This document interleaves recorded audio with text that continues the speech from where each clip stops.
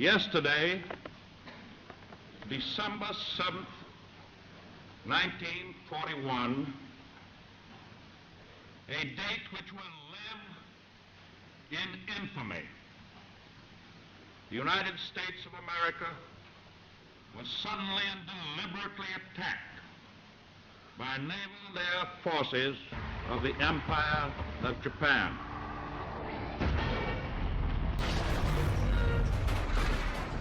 "80 years ago, a terrible typhoon swept across the Philippines. Being on the other side of the international dateline, this day of infamy for us fell not on the 7th, but on December 8th.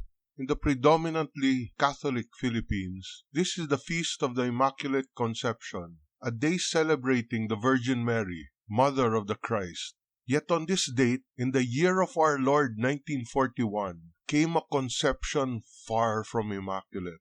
For the people of the Philippines, this day was the beginning of a conflagration that would change Philippine society forever. The day began early that Monday morning. At 2:30 a.m., the first report of the Pearl Harbor attack was received by the U.S. Navy Asiatic Fleet, headquartered inside the Marsman Building at the Manila Port area. Yet somehow, this message failed to reach U.S. Army headquarters just a few blocks away at number 1 Calle Victoria inside the walled city of Intramuros. This was the office of General Douglas MacArthur, Supreme Commander of the United States Armed Forces in the Far East, or USAFE. MacArthur's staff only learned of the Pearl Harbor attack after 3 a.m. upon hearing the news from local Manila radio station KMZH. By the time MacArthur was awakened with the report at 3:40 a.m., practically every corner of the city of Manila had heard the news before he did. At this point, in December 1941, the forces defending the Philippine Islands were woefully unprepared. For months now, the storm clouds of impending war had become all too apparent. Yet, as this day of infamy dawned, the U.S. response in the Philippines proceeded painfully slow. Major General Louis Brereton, head of the United States Far East Air Force, upon hearing the news began planning a bombing mission on Japanese military installations at Takao Harbor on the island of Formosa, modern-day Taiwan. At 5 a.m. that morning, he made the pilgrimage to number 1 Calle Victoria, the first of many attempts seeking permission from MacArthur to launch an attack on Formosa. Each time he was unable to meet with the Supreme Commander, his attempts blocked by General Richard Sutherland, MacArthur's Chief of Staff, the gatekeeper to the American Caesar. Brereton, at the time, felt he had sufficient forces to carry out his planned attack. On the island of Luzon, he had 19 of the legendary Boeing B-17 Flying Fortress heavy bombers, based at Clark Field in Pampanga. He could also muster over 90 of the then top-of-the-line Curtiss P-40 Warhawk fighter planes, as well as a few dozen other older aircraft, including a squadron of 12 obsolete open-cockpit Boeing P-26 P-shooters, adorned with the Blue Diamond of the Philippine Army Air Corps, and commanded by Captain Jesus Villamor.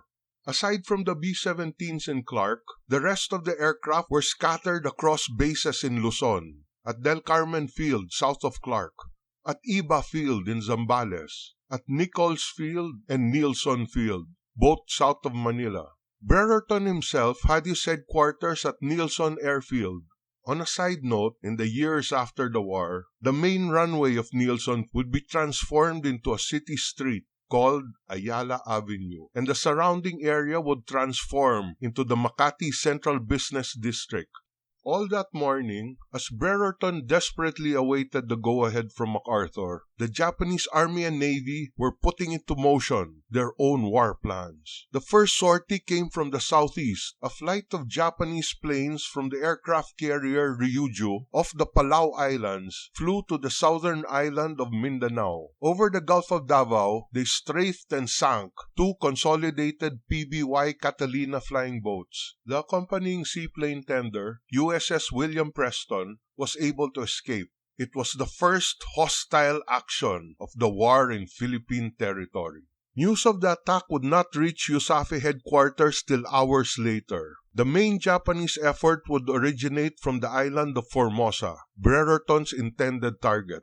For months, the Imperial Japanese Army and Navy had carefully planned these attacks. The Army was to send airplanes to bomb U.S. military targets in Tuguegarao and Baguio in northern Luzon, while the Navy's 11th Air Fleet, based at Tacau and Tainan, would be responsible for the attacks on the American airfields at Iba, Nichols, and Nielsen, as well as the most critical target, the B-17s based at Clark Field. Neutralizing MacArthur's bombers and fighters would guarantee Japanese air supremacy in their upcoming invasion of the Philippines. Earlier that morning, the Japanese aviators in Formosa were just as frustrated as their American counterparts on Luzon. A heavy fog blanketed the Japanese airfields, forcing them to delay their mission, which should have taken off before dawn. As they awaited for the skies to clear, there was a degree of concern that American B-17s would suddenly appear at any moment, crushing them while their planes were still parked on the runways. The tension only grew as the hours passed by. The original plan had been for the Army and Navy squadrons to attack in unison, but as the Navy airfields were still covered by heavy fog, the skies began to clear over the Army aerodromes. Army planes immediately took off for their targets in northern Luzon, Mitsubishi Ki-21 and Kawasaki Ki-48 bombers. This did not ease the worries of the Navy pilots. They knew that the fate of the Philippine campaign rested on their own ability to destroy MacArthur's Air Force. Yet, as the events unfolded, this delay would turn out to greatly favor them in attaining that goal. At 7:55 a.m., the only operational radar station in the Philippines, at Iba Field in Zambales, detected a large group of aircraft approaching from the north and alerted Manila. The radar report arrived in Brereton's headquarters along with another report of enemy planes sighted over the Lingayen Gulf. The Iba radar had picked up the first wave of Japanese, the army planes from Formosa on their way to bomb Camp John Hay in Baguio. But headquarters at Nielsen wrongly assumed that the targets were the all-important B-17s at Clark Field. Orders were immediately sent to Clark and other airfields to scramble all aircraft to prevent their destruction on the ground. Within minutes, all the B-17s at Clark were airborne, but flying with empty payloads. They had not yet been armed with the munitions intended for targets in Formosa. From airfields all across central Luzon, P-40 Warhawk fighters were also taking to the sky. The American pursuit squadrons from Clark and Iba raced their way to the Lingayen Gulf in Pangasinan, arriving there only to find empty skies. Their elusive prey had already attacked its targets farther north and were on their way back to Formosa. In Manila, Radio KMZH continued to broadcast ever alarming reports as news of the bombings of Baguio and Tuguegarao arrived.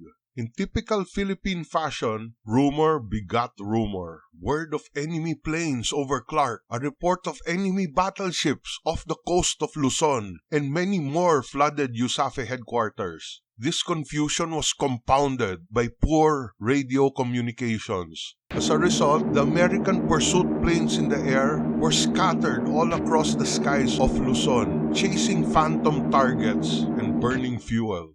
At 10 a.m., Brereton once again telephoned USAFE headquarters for MacArthur's go-ahead on the Formosa attack.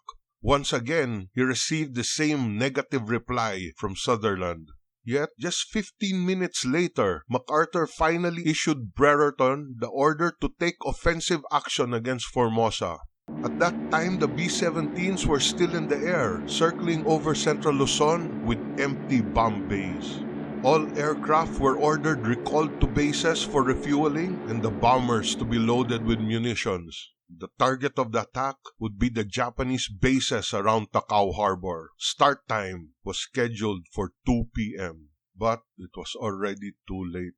The fog had finally lifted over the Japanese Navy bases at Tacau and Tainan on Formosa. At 10:15, an armada of almost 200 planes took to the sky, bound for the airfields at Iba and Clark. Mitsubishi Type 1 Betty and Type 96 Nell bombers, supported by Mitsubishi A6M Zero fighters of the Imperial Japanese Navy's 11th Air Fleet. The pilots flying these aircraft were the cream of Japanese naval aviation, every bit as capable as their brothers in the Kidobutai, the main carrier strike force that had wreaked havoc at Pearl Harbor just hours before. By 11 a.m., all the aircraft from Iba and Clark had landed back. The fighters were being refueled on the runways. The bombers were to be loaded for the 2 p.m. mission to Formosa. A sense of calm returned to the ground after the hectic confusion of the early morning. This tranquility would not last long. At 11:30 a.m., Iba Field radar again picked up a large number of planes approaching from the north and sent word to headquarters in Nielsen Field. They had detected the Japanese Navy planes headed for Iba and Clark. At Nielsen, it was assumed that Manila would now be their target. Orders were sent to airfields to scramble the P-40s and vector them to Manila Bay to guard the capital. The order was radioed to Clark Field at 11:45 a.m., yet somehow was never received. The operator was probably out to lunch, along with most of the other base personnel who were filling up the mess halls. At that moment, none of the airplanes at Clark were preparing to take off. To the west, at Iba Field, the atmosphere was more intense. All fighters were taking to the air. Some would remain overhead at Iba, while others were racing towards Manila. One of the Manila-bound flights heard a distinct call over their radios. "Tally-ho! Bandits over Clark!" and immediately headed back north towards Clark Field. It seems none of the other Iba flights heard this call. This flight of Iba P-40s reached Clark at 12:10, only to find empty skies. For them, it was another false alarm. They turned west, back towards their home field. Down on the ground, crews who had just finished lunch were starting to load their bombers with their lethal payload. Some of the P-40 pilots waiting at the ready in the middle of the runway were still having lunch, eating sandwiches inside their cockpits. The servicemen still inside the mess hall were listening to radio KMZH when they heard the broadcaster say, "We have an unconfirmed report that Clark Field is being bombed by the enemy." This provoked a round of laughter from the men leisurely finishing their meal. The time was now 12:25. There was not a single American fighter in the air protecting Clark. At that moment, 27 Mitsubishi Betty bombers burst into the central Luzon plain at Tarlac. Behind them was another 27 of the older Type 96 Nell bombers. Each one of these Imperial Japanese Navy bombers were aligned into a perfect V formation. High above them flew 36 of the Mitsubishi Zeros, and before them sprawled the open central Luzon plain. Rising like a monolith from the middle of the plain stood the jungle-covered Mount Arayat. For the pilots of the 11th Air Fleet, Mount Arayat acted as a guiding beacon, leading them to their destination, the now undefended airfield at Clark. They raced over the sugarcane and rice fields of the fertile plain below. In the distance, the outline of Clark Airfield came into view. The unmistakable black and yellow checkerboard roofs of the hangar buildings, a stark contrast to the green landscape around. They stared in amazement at their unbelievable fortune. Greeting them were enemy planes, aligned, row upon row, out on the open runway, their metal glistening in the noonday sun. There was not a single enemy plane in the sky. They had achieved the same total surprise that their fellow Navy aviators had done at Pearl Harbor. The luck of a lottery jackpot twice in one day. It was 12:35, December 8, 1941. High noon had come to Clark. On the field, the ground crews were still busy loading the B-17s with bombs and fuel. Those that saw the lovely-looking perfect Vs droning across the clear sky assumed the U.S. Navy had finally arrived to reinforce them. Then, the planes dropped what looked like shiny pieces of tinfoil. With belated horror, they saw the red suns proudly emblazoned on plain wings. Then the shiny falling pieces were landing all around them, exploding into huge balls of fire and smoke. The P-40 pilots of the 20th Pursuit Squadron, who were sitting in their cockpits in the middle of the runway, tried desperately to get into the air. Japanese bombardiers saw and targeted them. Bombs fell on the P-40s as they were taxiing for takeoff. Only 3 of them got off the ground in time. As the Betty bombers wheeled away from Clark, their bomb base empty, the second wave of Nell bombers came and hit more of the buildings and hangars around the airfield. Then, the Japanese Zeros swooped in, birds of prey coming in for the kill. They went on strafing runs at the big American bombers neatly lined up on the runways. Then the remaining P-40s and assorted other aircraft on the open ground. It was almost like target practice.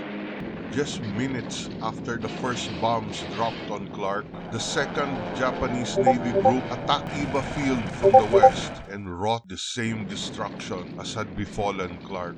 The P-40s of the 3rd Pursuit Squadron over Iba were already running low on gas when the Japanese arrived. Many were shot down in dogfights. Others had to ditch their planes in the waters off the coast. For the American pilots fighting for their lives in the skies over Central Luzon, this first encounter with the Mitsubishi Zero was a sobering experience. They had been told there was no such thing as a good Japanese fighter plane. Yet here today was an enemy aircraft faster and more maneuverable than their own. Over Clark, the 3 surviving P-40s of the 20th Pursuit Squadron that had escaped to the air fared much better.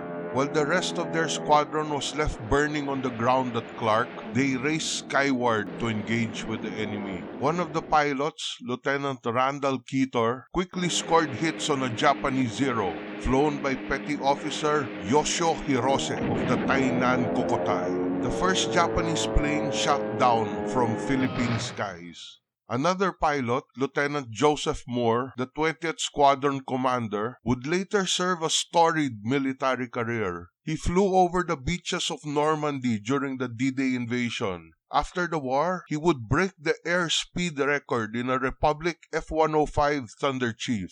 Promoted to Lieutenant General, he would command the air offensive in Vietnam during Operation Rolling Thunder. On that December day in Luzon, his first combat mission, he scored 2 confirmed Zero kills, earning him a Distinguished Service Cross for his actions. All in all, the Imperial Japanese Navy lost a total of 8 Mitsubishi Zeros during the December 8 attacks. All their bombers returned safely to their bases in Tainan and Takao. In return, they had destroyed or damaged all but one of the Luzon-based B-17s. Almost 2/3 of the P-40s were also destroyed, both on the ground and in the air, as well as the loss of dozens of other aircraft. More than half of MacArthur's Air Force lay in ruins. Within a month, the remaining B-17s in his command would be evacuated to Australia. The U.S. Navy Asiatic Fleet, left without any air protection, would also retreat to Australia. The Empire of Japan had achieved total air and naval supremacy for their conquest of the Philippines. By the time the war ended in 1945, the Philippines was left a shattered shell of its former self. Manila, the Pearl of the Orient, left in ruins as one of the most bombed-out capitals of the world. In the manic post-war rush to rebuild, laws were bent or broken. The following decades would bring ever-increasing corruption and impunity, communist insurgencies and Islamic separatists, dictatorship and coup d'etat. The quaint, idyllic lifestyle of the antebellum years was forever lost. In a most Mitchellian sense, it was truly a society gone with the wind. I leave you now with that sentiment, captured best by the great 20th century Pinoy writer who lived through it all, Nick Joaquin, the venerable Quijano de Manila, who wrote, So vast now seems the difference between what we have become and what we were before disaster struck, that in the Philippine vernacular, peacetime means exclusively all the years before December 8, 1941. There has been no peacetime since then. Salamat po.